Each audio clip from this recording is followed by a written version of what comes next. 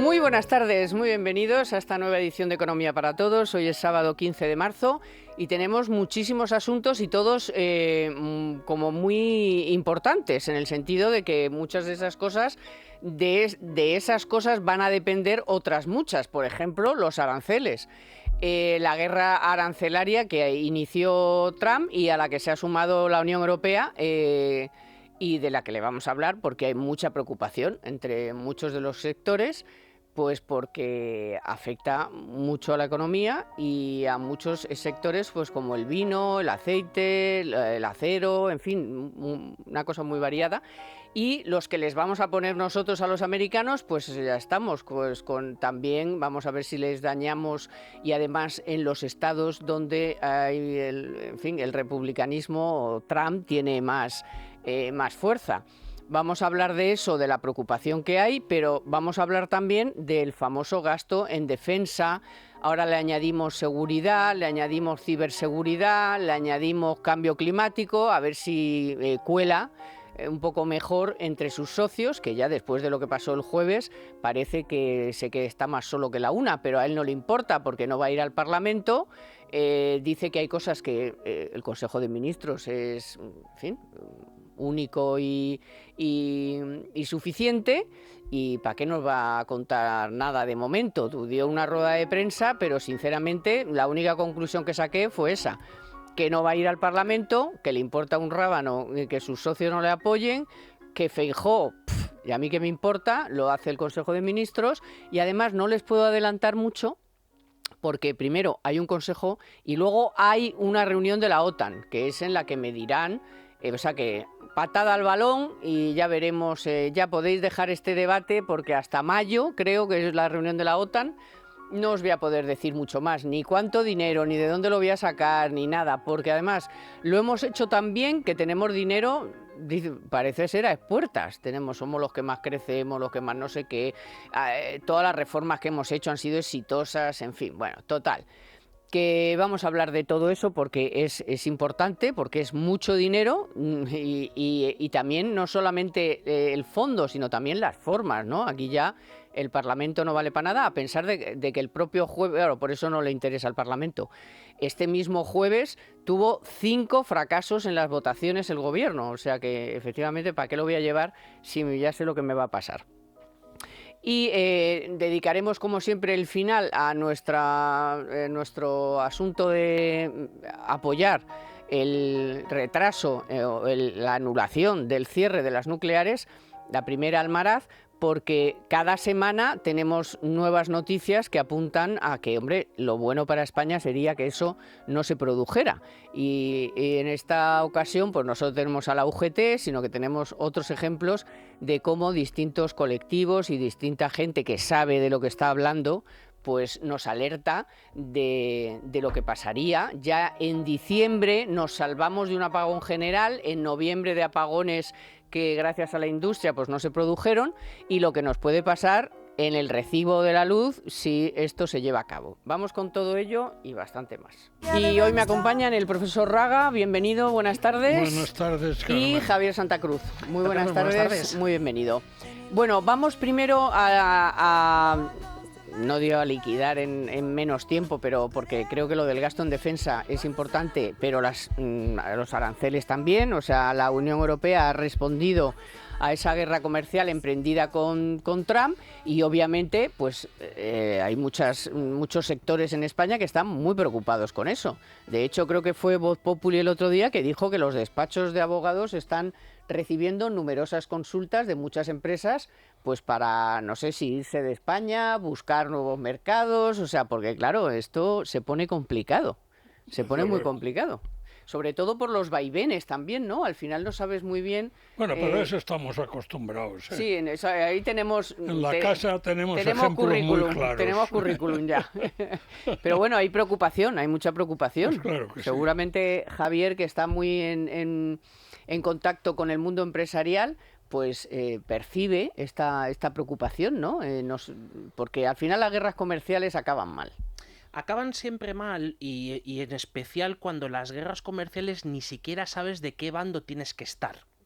que es lo que nos ocurre en esta ocasión, porque una semana o incluso en la misma semana puedes estar en dos bandos contrarios, ¿no? O sea, primero, cuando Estados Unidos pues toma decisiones de incrementar los aranceles a según qué productos, que además prácticamente no puede producirlos dentro de su país, con lo cual el déficit comercial lo sigue teniendo, pero 2 días después dice lo contrario. Al día siguiente paraliza la decisión que ha tomado 2 días antes. Entonces, es una política errática, y eso es probablemente el peor de los escenarios, porque quedarte en tierra de nadie es lo que ningún inversor, ningún empresario y cualquiera de nosotros no está dispuesto a asumir, y busca aquellos lugares donde haya una cierta estabilidad, donde especialmente en materia comercial, y cuando estamos hablando tanto sea de bienes industriales como de bienes de consumo, necesitas tener claro cuáles, cuando llegas a la aduana, qué impuestos tienes que pagar, cuáles son las certificaciones que te dan o no te dan en función de una normativa estable, y eso es una de las cosas que tristemente pues hemos perdido en estos días. Yo creo que yo trato de analizarlo desde una posición muy macro, ¿eh? Hemos pasado la etapa de los aranceles. Esto la consideramos más que sepultada, porque habíamos descubierto algo importante, y es que el mundo puede ser global. Entonces, la globalización ha supuesto un efecto positivo importante para la economía en el mundo. Hasta los países menos favorecidos se han visto beneficiados por el fenómeno globalización. Y ahora resulta que un instrumento que era típico para las economías que empezaban a tratar de ponerse en marcha, es decir, países tirando a pobres mediocres como máximo, porque empezaba un pequeño despegue industrial, pues estos se protegían con aranceles, pues, y de hecho había justificaciones, dice, por lo que llamábamos la industria infantil, ¿no? Porque la industria infantil es una industria de poca dimensión, por lo tanto de altos costes unitarios, y lo lógico era que se pudieran proteger mientras conseguían una cierta expansión con aranceles. Pero que uno de los países, posiblemente el más rico del mundo, se le ocurra poner aranceles, esto sí que es iba a decir una perogrullada, pero es una novedad. Es una novedad porque si esto no lo hubiera dicho, que no se le habría ocurrido jamás a Malasia, pero lo entenderías, ¿no? Es decir, hay unos sectores que están un poco ajenos y que quieren ver si se pueden despegar, y que para eso requieren por un tiempo una cierta protección, ¿no? Que eso del tiempo es muy aleatorio, porque el tiempo nunca se acaba, ¿eh? Porque si estás acostumbrado a vivir protegido, desde luego nunca vivirás libre. Pero que Estados Unidos, eso el otro día me hizo una interpretación los amigos del pobrerismo, eso de que los pobres siempre tienen razón, ¿no? Pues los amigos del pobrerismo, a quienes yo respeto mucho, pero siempre acaban buscando un entresijo que te descubre en la mente y dices, pues hoy tienes razón. Me decían el otro día, profesor, es que está demostrado que los ricos, por mucho que tengan, nunca piensan que es suficiente. Por lo tanto, hay que protegerlo. Claro, exacto. No se me había ocurrido a pensar en esa posible justificación. Pero desde luego, lo que sí es el inicio de una guerra que no sabes cómo acaba. El inicio de una guerra que no hacen falta bombas, que Trump también puede amenazar con que manda bombas y drones y todo lo que se te pueda ocurrir, porque tiene de todo sin aranceles. Ahora, que te prestes en el país más rico, con gran potencia, que servías de ejemplo y de imagen de lo deseable, ¿no? Que te atreves a empezar una guerra arancelaria y que encima te sorprendas si responde el perjudicado por tu decisión en que él también establece aranceles a lo que tú exportas al resto del mundo.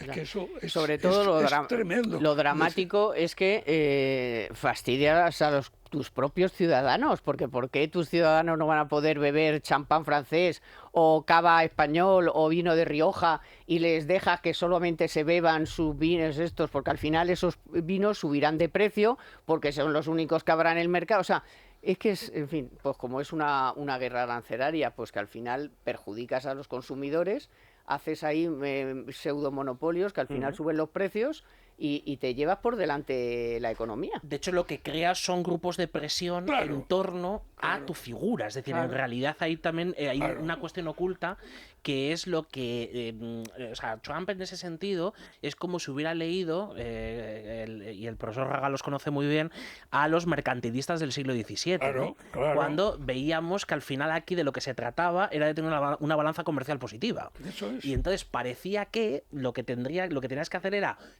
entorpecer lo máximo posible las importaciones. Exportar mucho e importar nada. Exacto. Esto era entonces, lo fundamental. Colbert, o sea, probablemente no se lo habrá leído nunca, ¿no? Pero a lo mejor ha oído algo de... Hubo un ministro francés de la época de Luis XIV que decía ese tipo de cosas. Sí. Bueno, vamos con el otro asunto importante de la semana, que es el gasto... Pero lo que sí que estamos es en los albores de cambiar otra vez el modelo en el que habíamos decidido estar. Ya no vale el modelo global porque hay alguien que se empeña en que no exista y hemos picado el anzuelo. Bueno, vamos a ver cuánto aguanta, porque también da pasos y luego retrocede, y luego sí, y luego lo tal. Vamos a ver. La cosa es que la incertidumbre, precisamente esta, como decías, pues es la que genera todo este nerviosismo, porque bueno, pues una vez que se centre y diga tal y no se mueva, pues ya podemos responder.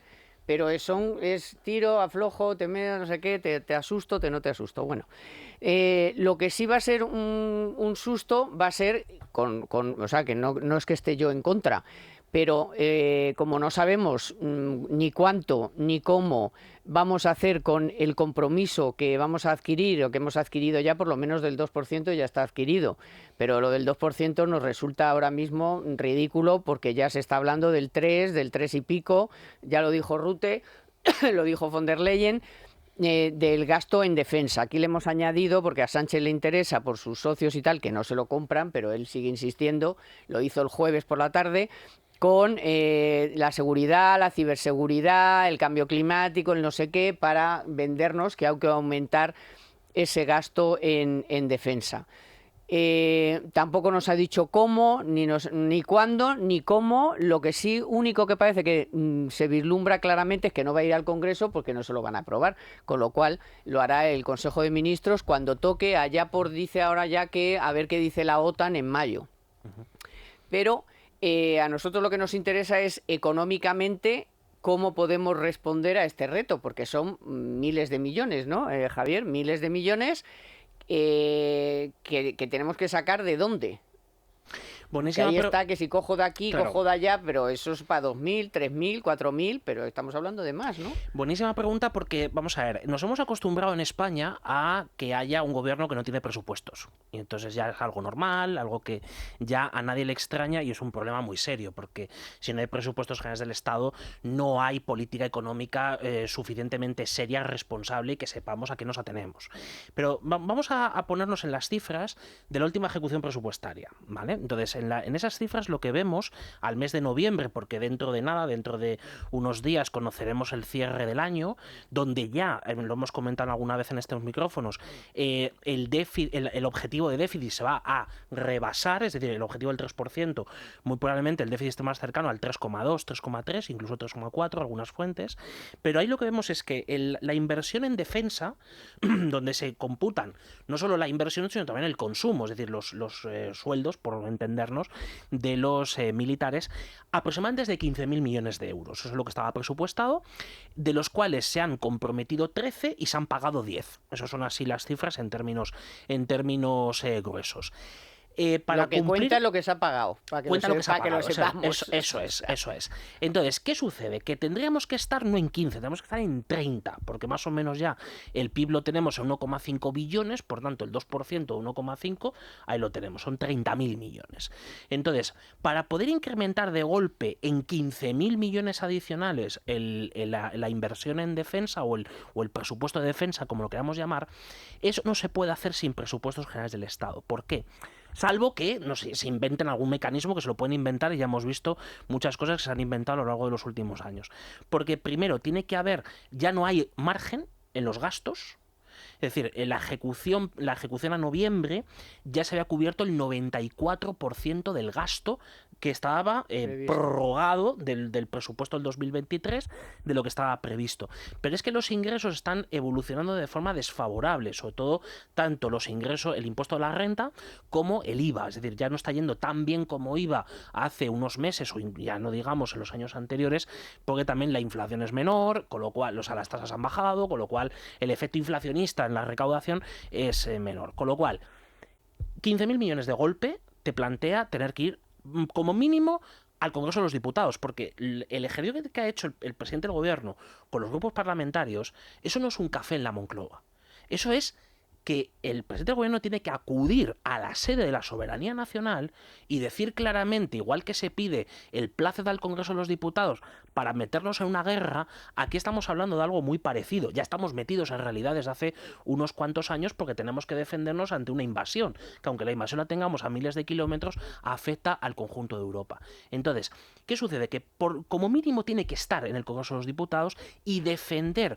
o bien una modificación totalmente, vamos, de arriba abajo, de hacer crédito presupuestario de una partida a otra y engordar esos 15.000 millones del gasto en defensa, pero automáticamente tenemos un problema. ¿De dónde sacamos esos 15.000 millones? Porque se los tienes que recortar a otra partida, es decir, el presupuesto se tiene que cuadrar.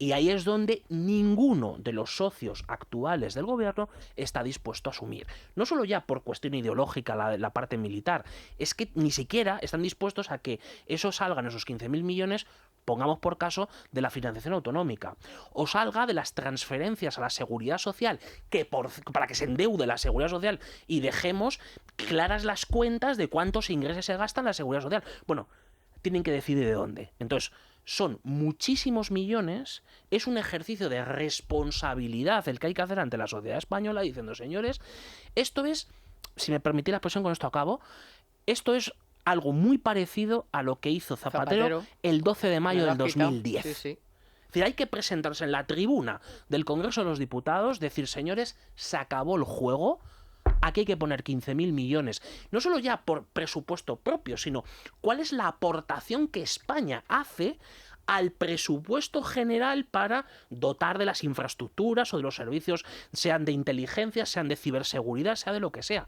Pero es que luego también hay otra aportación, que es muy importante de España, que es las empresas españolas, o con sede o con sucursal en España, que se dedican al mundo de la defensa. Y ahí, por el momento, lo único que hemos visto ha sido la ocupación gradual por parte del gobierno de presidentes, consejeros delegados, consejos de administración, etcétera. Lo tiene difícil, ¿eh? Sin ánimo de nada, dice la ocupación.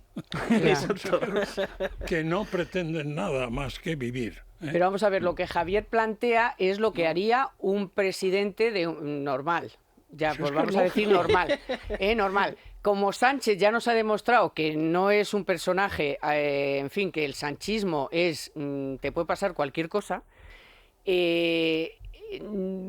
es que yo no veo cómo va a resolver esto. ¿Esto puede ser el talón de Aquiles de Pedro Sánchez?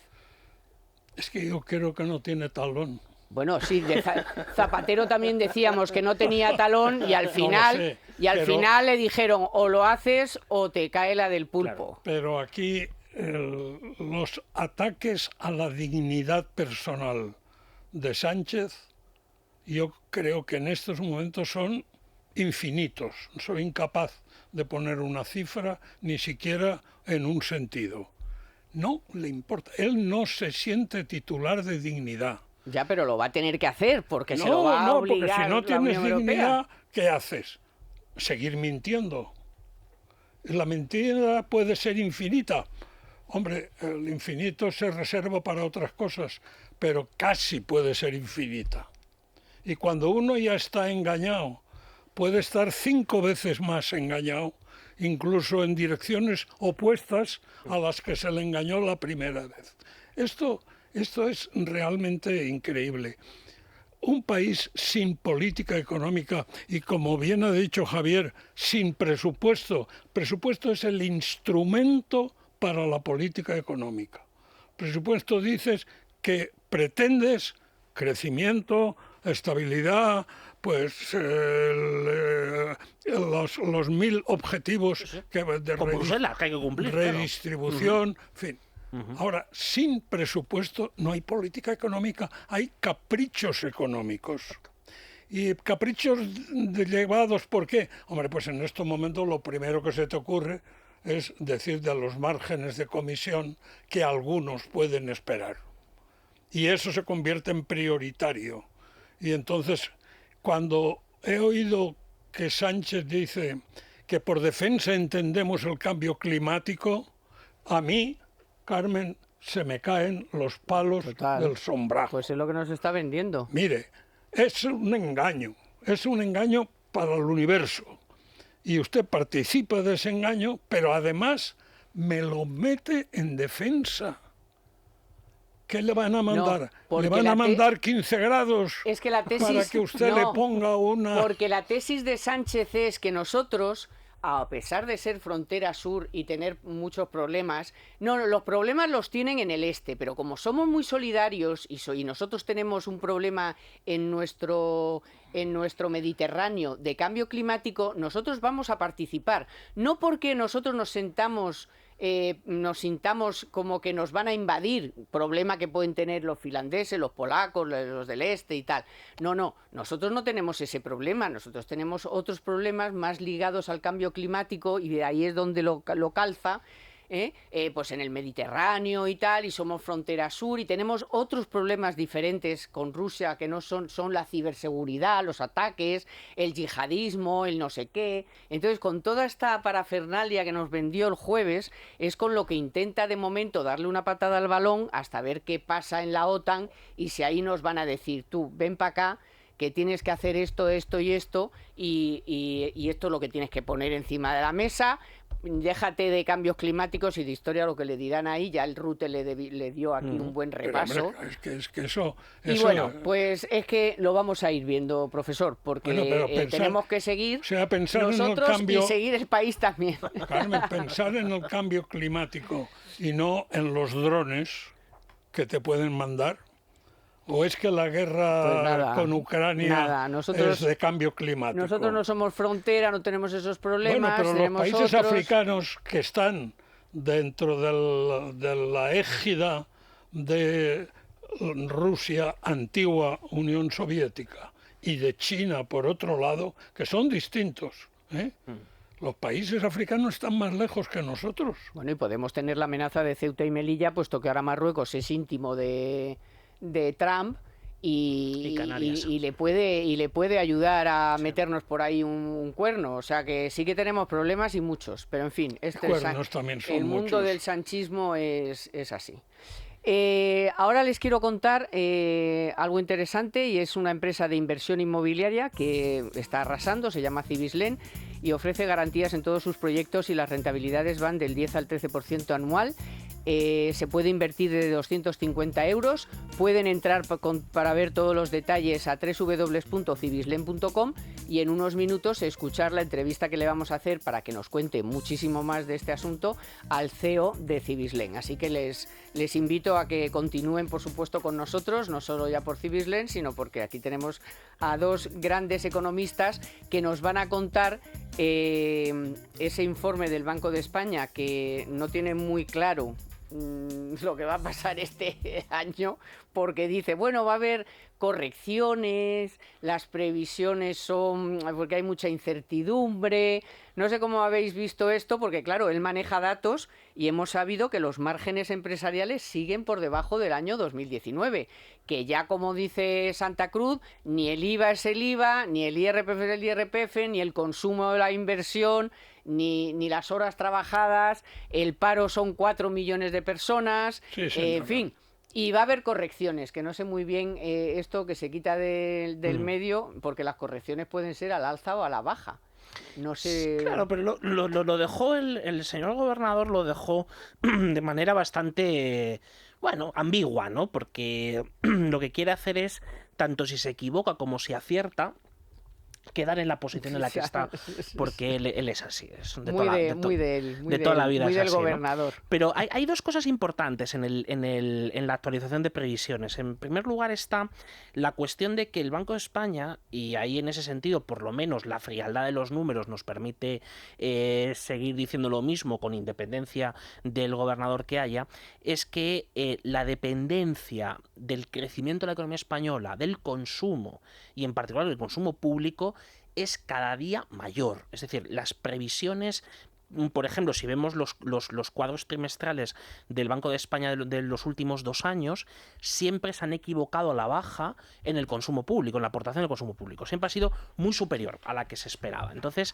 el señor gobernador, ¿qué es lo que está diciendo ahí? Está diciendo, por un lado, que el consumo público y su aportación aproximadamente explica el 40% la tasa de crecimiento de la economía española del año 2024, puede empezar a flojear precisamente por lo que hemos dicho antes. Es decir, por un lado, que tienes que incrementar la inversión pública y por tanto dejas de contribuir por ese lado, pero también por otro lado estás probablemente teniendo que ajustar algún tipo de gasto porque no cumples los objetivos del déficit puestos por las nuevas reglas fiscales, ¿no? Entonces, eso por ese lado, y luego también por otro lado dice que el consumo, el que nos viene del exterior, que es fundamentalmente el turismo y también otros servicios no turísticos, la cosa puede ir empezando a ir mal, ¿no? O sea, ha hecho una contribución negativa del sector exterior. Entonces, por un lado ya está diciendo, oye, cuidado que esto puede eso torcerse, ¿no? Y tendría todo el sentido, porque al final la economía española, pero la economía americana, la mayor parte de las economías europeas, están en fase de desaceleración del ciclo. Y al final el ciclo económico es algo que arrastra, que es así, es decir, que en el momento en el cual tú estás, sea en fase de ascenso o en fase de descenso, te toca y punto. Y lo peor que puedes hacer es pensar que con la política fiscal lo que vas a es incluso torcerle el brazo al ciclo económico. No, es que siempre estás fracasando en el mismo punto, que es también uno de los errores fundamentales de la política fiscal de Trump, que es pensar que a través de la política fiscal se puede coger y se puede frenar la fase de descenso del ciclo, que la economía de Estados Unidos, en vez de crecer un 2,7, pues crezca un 2,4, entonces vamos a intentar a ver si le añadimos una décima por ahí. Y luego, por otro lado, el otro aspecto importante es la inflación. Entonces, esperaba y ha aumentado 4 décimas la estimación que tenía de tasa de inflación para el año 2025. Y entonces, ¿a dónde concretamente tenemos que llevar este asunto? Al asunto de las pensiones. Claro. Porque ahí también en estos mismos días ya hemos visto la consolidación, que lo comentamos en su momento, de que se computen las transferencias del Estado a la Caja de la Seguridad Social como ingresos estructurales y por tanto haciendo casi, no diría una doble contabilidad, pero casi. Es decir, y las sanciones incluso. Exacto. Las sanciones, la multa, todo, o sea, que lo meta ahí todo. Le dijeron a Herrero, claro, a la señora de la AIREF. Porque está a Usted punto, meta ahí todo. Claro, es que está a punto de saltar la cláusula existente que estaba en la reforma que se envió de pensiones a Bruselas del 13,3% del gasto en pensiones sobre PIB. Entonces, ahí también está diciendo, oye, cuidado, que esto ya, que se desvíe 4 décimas la inflación, estoy haciendo un poco los números, es casi 1.000 kilos. De los 4.500 adicionales que tienes que hacer por revalorización por IPC. Esta es la estimación más conservadora posible, porque si le añadimos que los complementos a mínimos, que las pensiones mínimas, tal, se incrementen aún más, pues claro. Sí, que es así. Lo que pasa es que una ventaja de los viejos es que somos poco disciplinados, ¿eh? Sí, porque dices, para lo que me queda.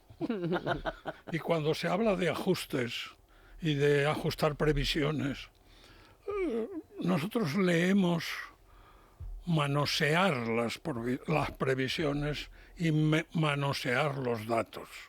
¿Por qué? Hombre, porque si yo le pego una subidita al Producto Interior Bruto, pues lo otro que era tan malo, pues empieza a ser mejor.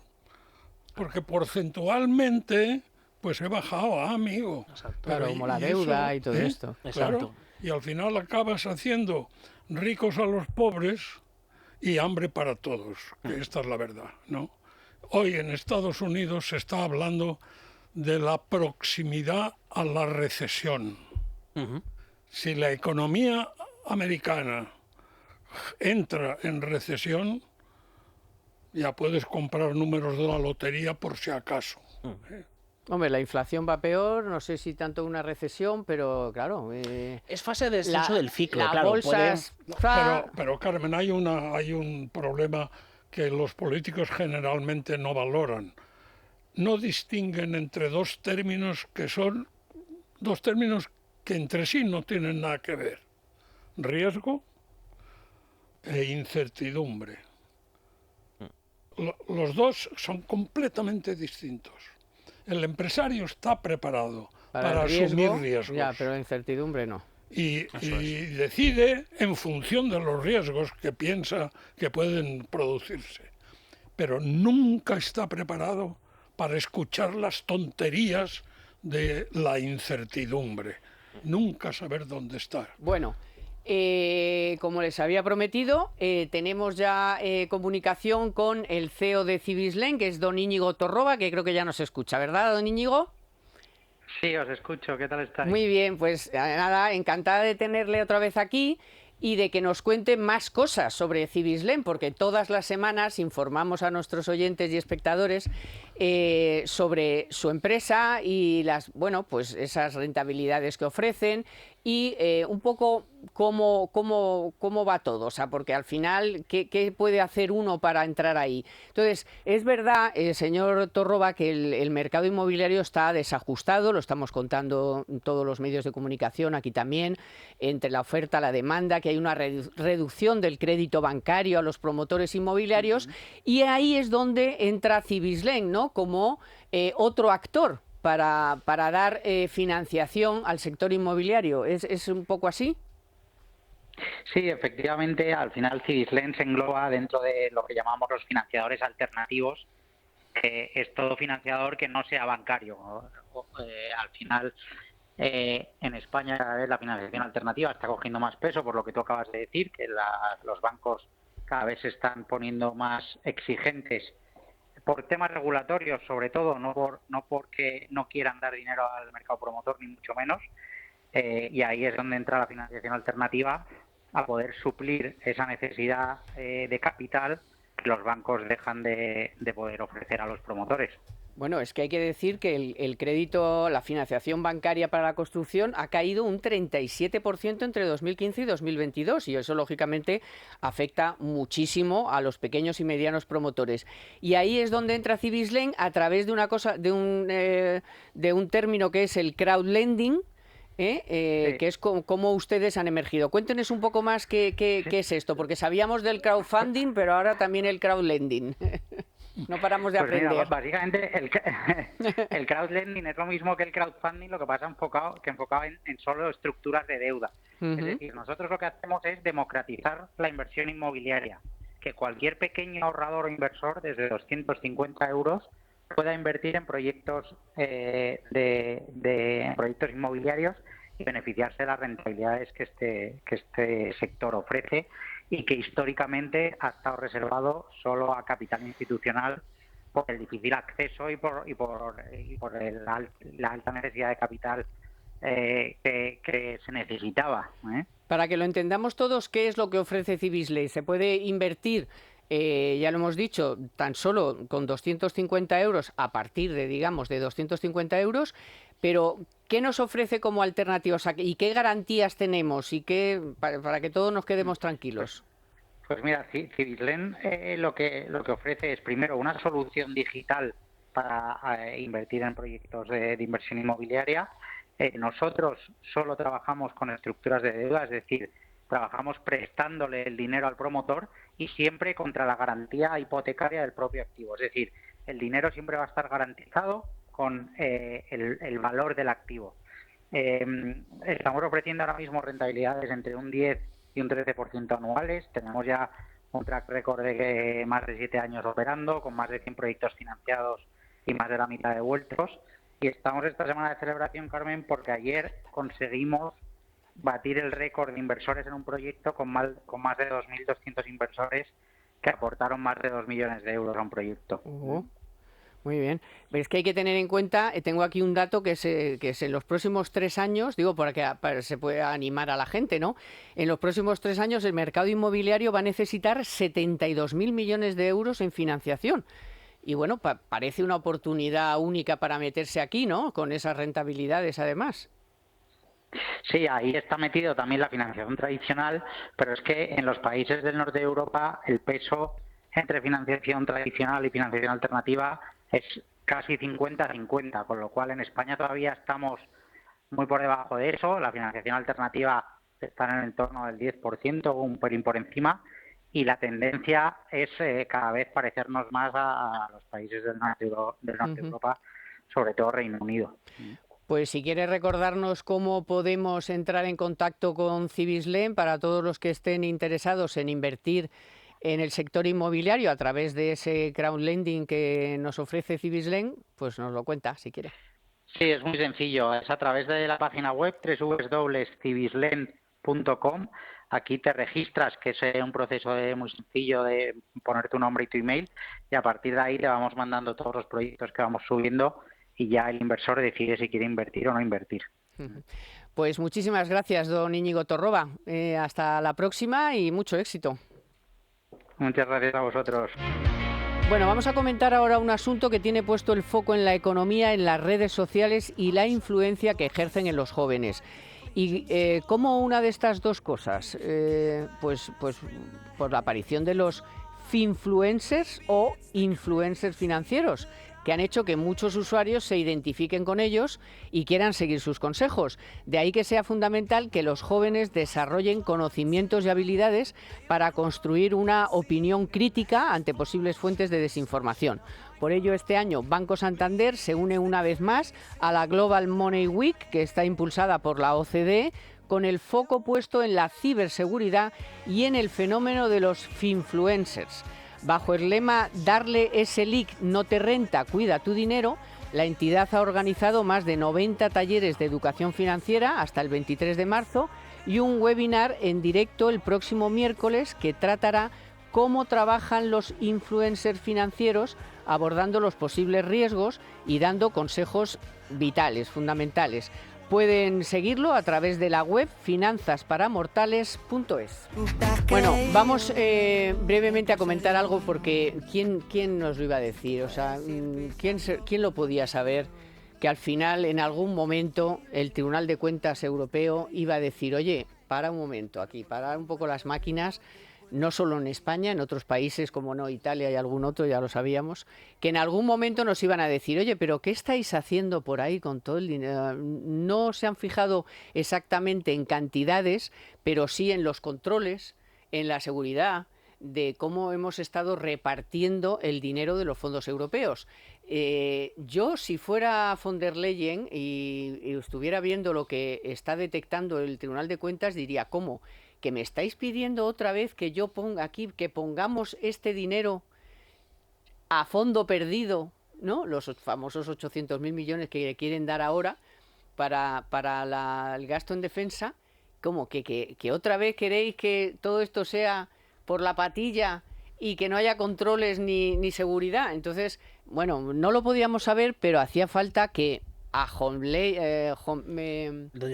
Doña Mónica famosa, que vino en jarras y se fue en jarras porque no le hizo a nadie ni caso y se fue diciendo que dónde estaba el dinero, que aquí no había controles, que aquí no había nada, y no le hicieron caso. Pero bueno, parece que algo de caso, aunque el Tribunal de Cuentas Europeo sí que ha hecho a todo lo que ha pasado aquí y en otros países, 5 países, con los fondos Next Generation famosos. Es que hay quien piensa que con 2 sonrisitas y un chic-chic, ya con eso se resuelve todo. Y no. ¿eh? Eso queda muy bien para la foto y tal, pero a la hora de la verdad, pero si va a volver a pasar. Vamos a ver si por defensa entendemos cambio climático, pues evidentemente si yo fuera al Tribunal de Cuentas, hacía un expediente, pero vamos, que les dejaba tiesos. Usted, espero que Europa decida qué se entiende por defensa.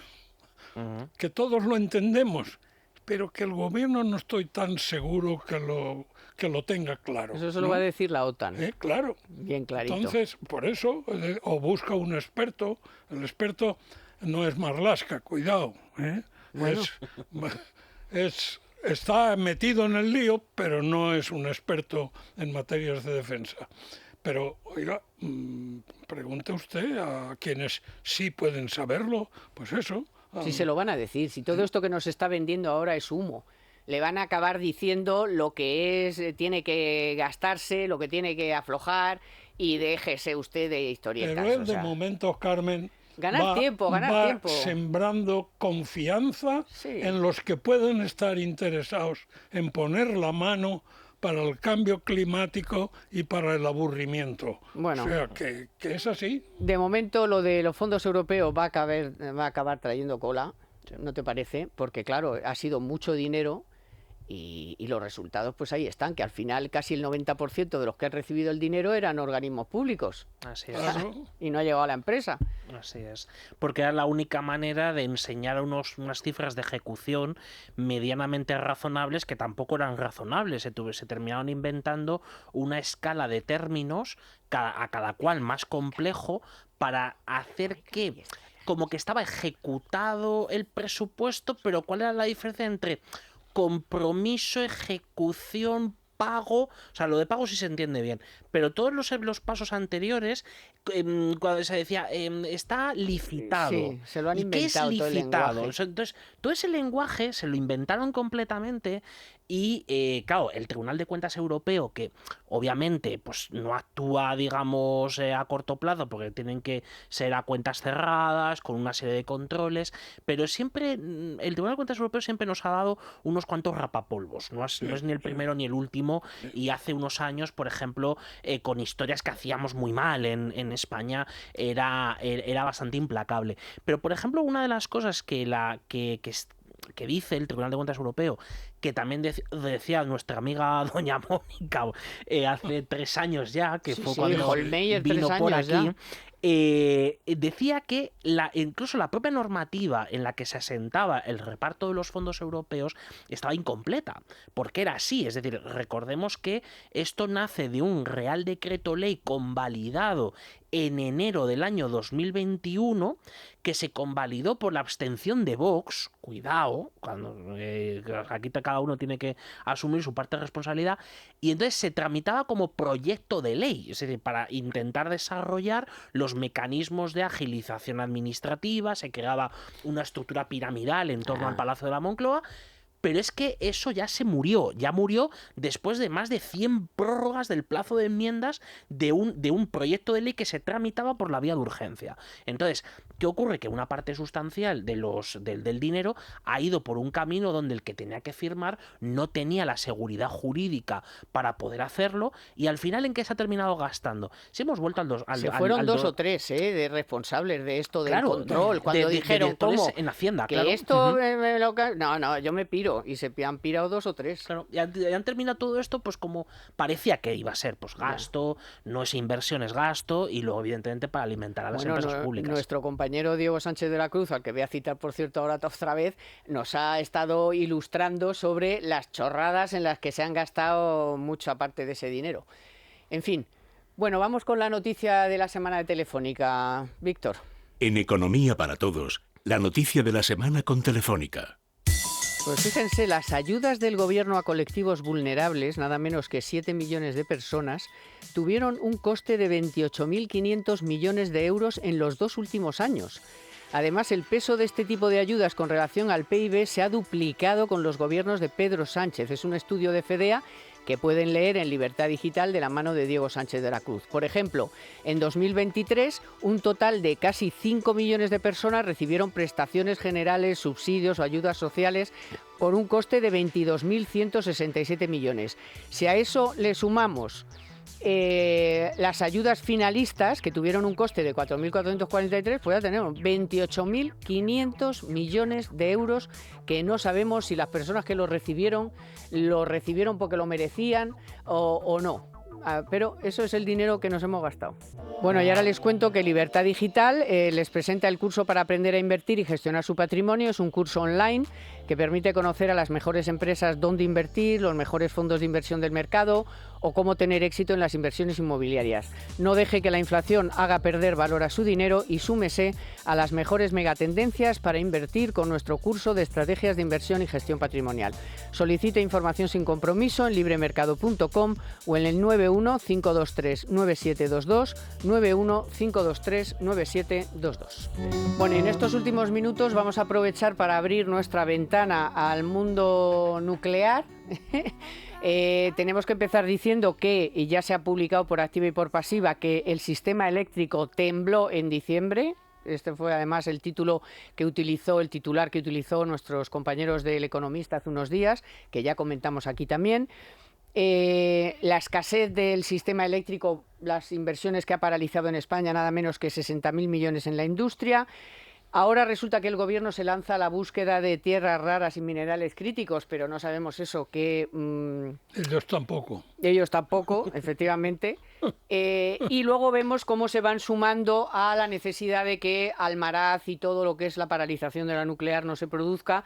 El último ha sido la UGT, pero también nos ha contado nuestro querido operador nuclear que a todo este objetivo mundial de aumentar la capacidad nuclear, de la que parece ser que nos quieren dejar fuera, este Gobierno, pues se han unido bancos, grandes instituciones financieras mundiales, 140 empresas de la industria nuclear y 31 países, y nosotros mirando para Pamplona, sabiendo que solamente con que un solo reactor no funcione, tenemos problemas.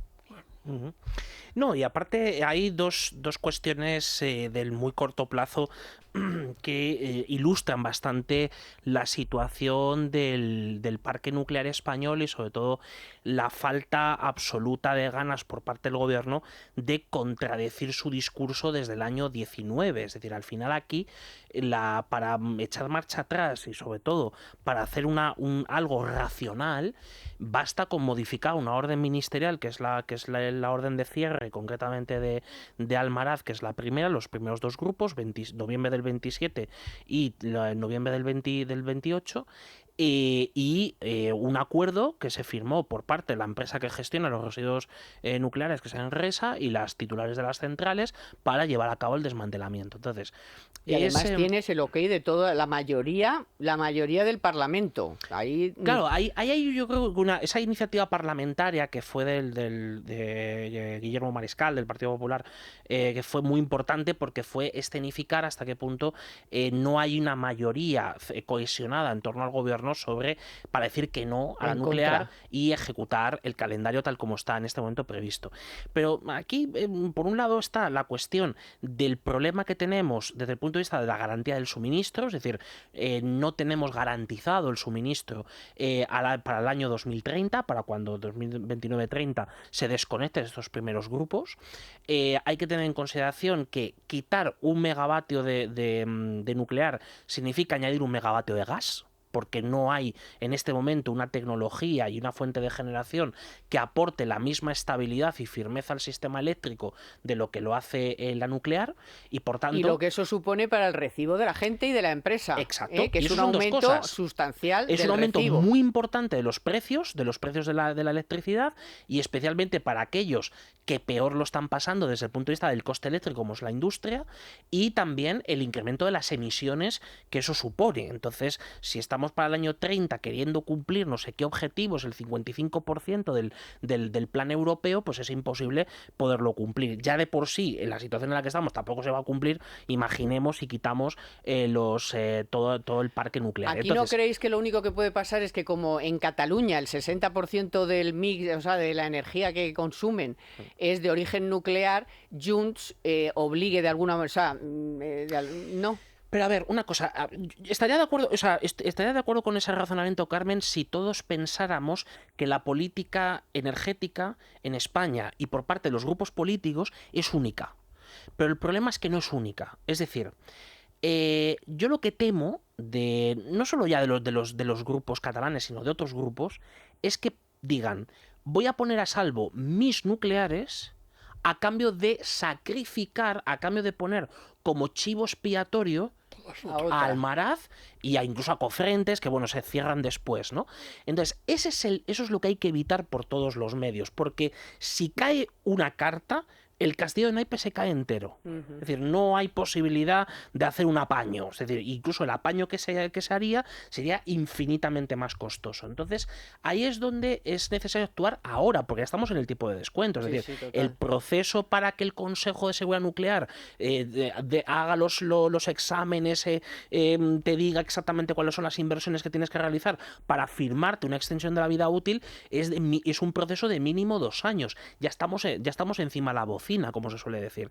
Entonces, ¿qué ocurre? Que aquí, por ejemplo, esta semana que viene, que los alcaldes de la zona de Almaraz y y todo el tejido productivo de Extremadura van a Bruselas y expondrán lo que está pasando ante la Comisión Europea, ante el Parlamento, la propia Europa, y en este caso la Comisaría de Energía, tiene que tomar como suyo el problema de la nuclear en España, porque si en todos los países europeos se están o empezando a hacer o ya están en desarrollo o hay idea de desarrollar planes sobre la energía nuclear, España no puede ser la que se quede descolgada, no porque se quede descolgada, sino porque lo que estás haciendo es poner en peligro uno de los principios básicos que es del mercado interior de la electricidad en Europa, que es la garantía del suministro. Es decir, tú puedes hacer lo que te dé la gana, pero oiga, como usted no cumpla la garantía del suministro y por tanto que haya apagones, para entendernos, pues evidentemente le cerramos el grifo. Claro, la responsabilidad no es del Estado miembro,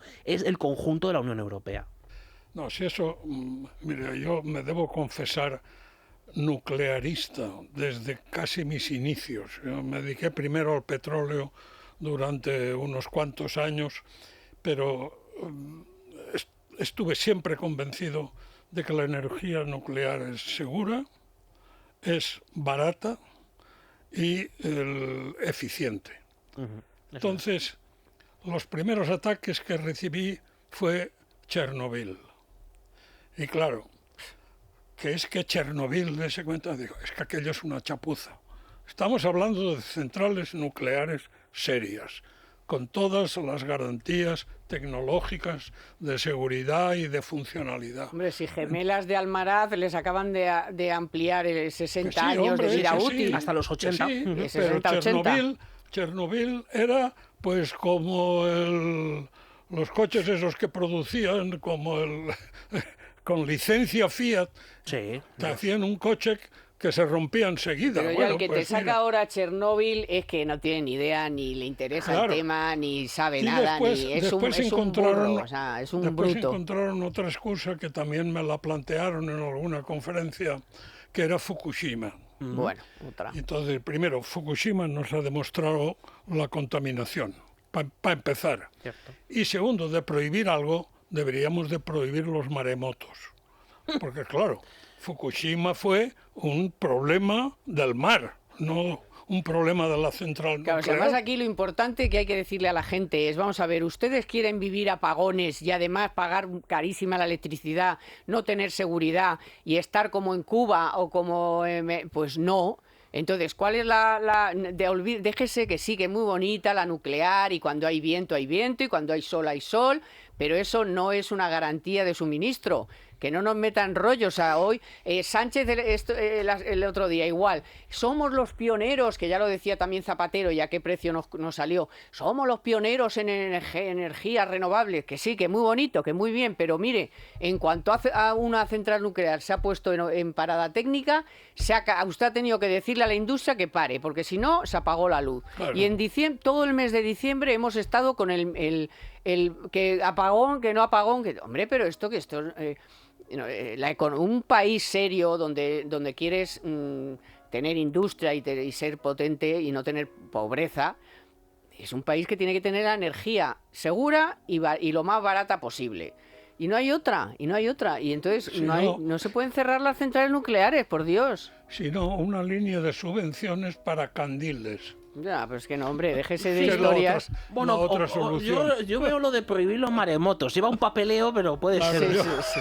No, hombre, es que es verdad, es un tema muy serio que están ustedes viendo que ha habido que pagar la industria, que en diciembre hemos estado al borde de la tal y nadie toma, o sea, y no toman decisiones. Ya Europa les ha dicho que la nuclear es segura, es verde, es de todo. Y lo que es peor, pensando todavía que van a venir nuevas inversiones que son altamente consumidoras de energía y que se van a instalar en España Sí, solamente claro. por las Y el renovables. hidrógeno famoso ahora, que también lo sacó el otro día Sánchez, que somos pioneros en el hidrógeno y van a venir aquí inversiones a mogollón. Bueno, ya veremos. Todo es patada al balón. No, pero hay que tenerlo en cuenta. Vale. Muchas gracias, profesor Raga. Muchas Gracias, gracias, Javier Carmen. Santa Cruz. Un placer. Gracias a Naya Pertusa en la producción y a Víctor San Román a los mandos técnicos y a todos ustedes, por supuesto. Sin ustedes no somos nadie.